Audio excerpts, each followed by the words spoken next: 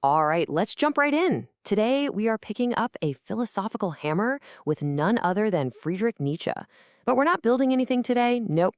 Instead, we're going to be sounding out some old, dusty ideas from his incredible work, Twilight of the Idols. And we're going to explore this really powerful concept he called the shadow, the lingering ghosts of beliefs that haunt us, long after they're supposed to be dead. And this quote, this really gets to the heart of it all, doesn't it? Nietzsche is basically daring us to question the very ground we stand on. He's suggesting that so many of the truths we hold sacred, the things that feel so permanent and so solid, well, they might just be phantoms, illusions that are casting these long, dark shadows over our lives. So here's the journey we're going to take together. We'll start off in the twilight, right where all the old truths are fading away.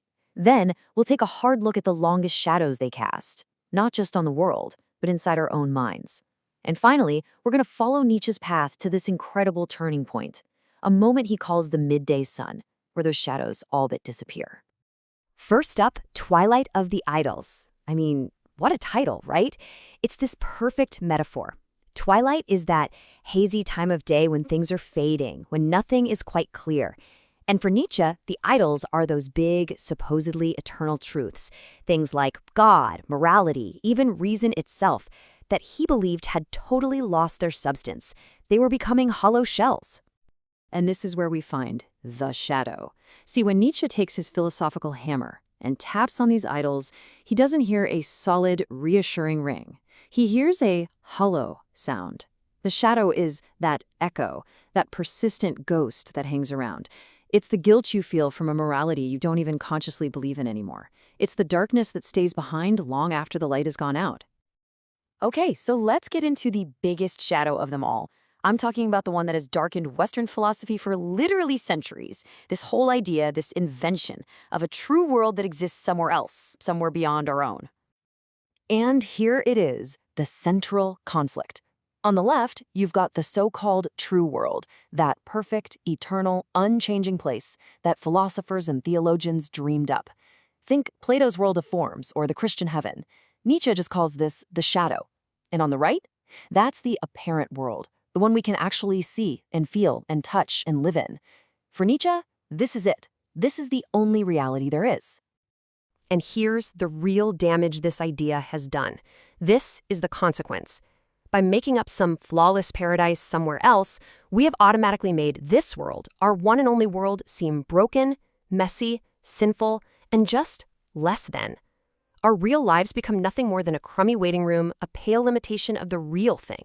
That devaluation, that is the shadow. So this shadow doesn't just darken our view of the world around us. Oh no, it turns inward. It starts creating a darkness inside our own souls. Let's take a look at the psychological shadows that civilization has created for us. Nietzsche points his finger at a few key culprits that are responsible for creating this guilty soul. You've got what he calls the bad conscience, the relentless tyranny of reason, and of course the lingering ghost of a morality that is built entirely on guilt. He argues that this bad conscience was born the moment we became civilized. Think about it. Our natural animal instincts for aggression, for power, for dominance, suddenly they had nowhere to go. Society put them in a cage. But that energy, it didn't just disappear. It turned inward, and it started attacking the self.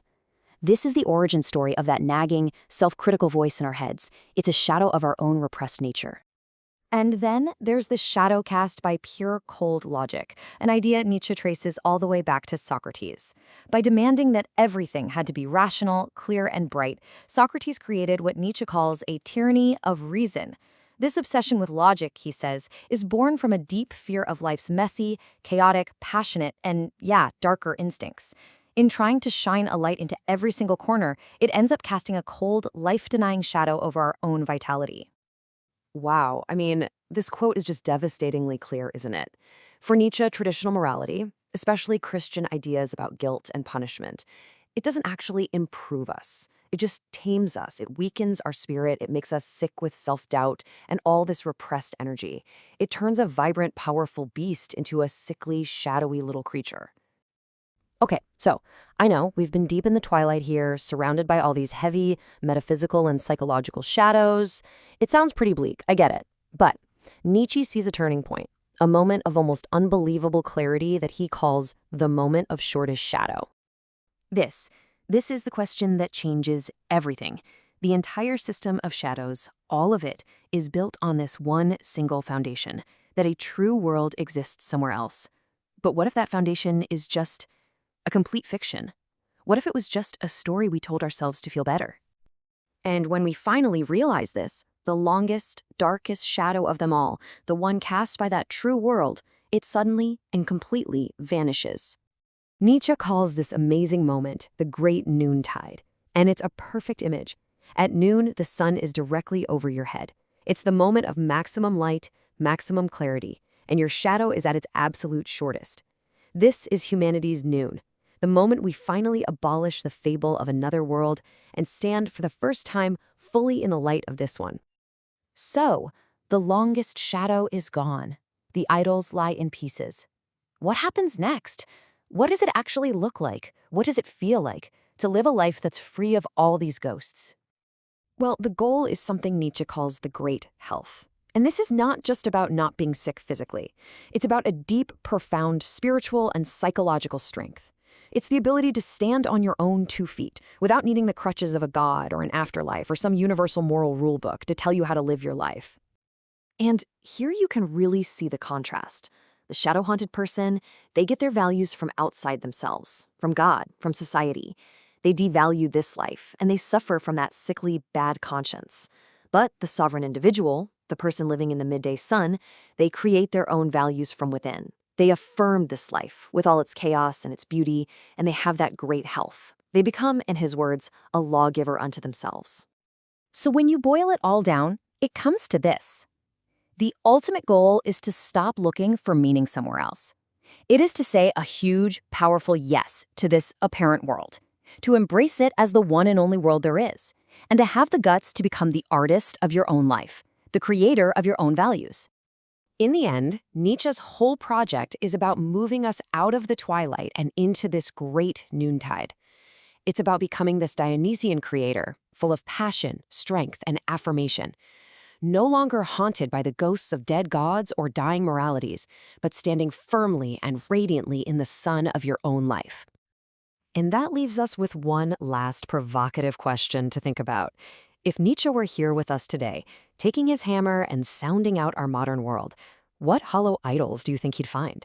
What old truths have died but are still, right now, casting long, dark shadows on our culture, and maybe even on our own lives?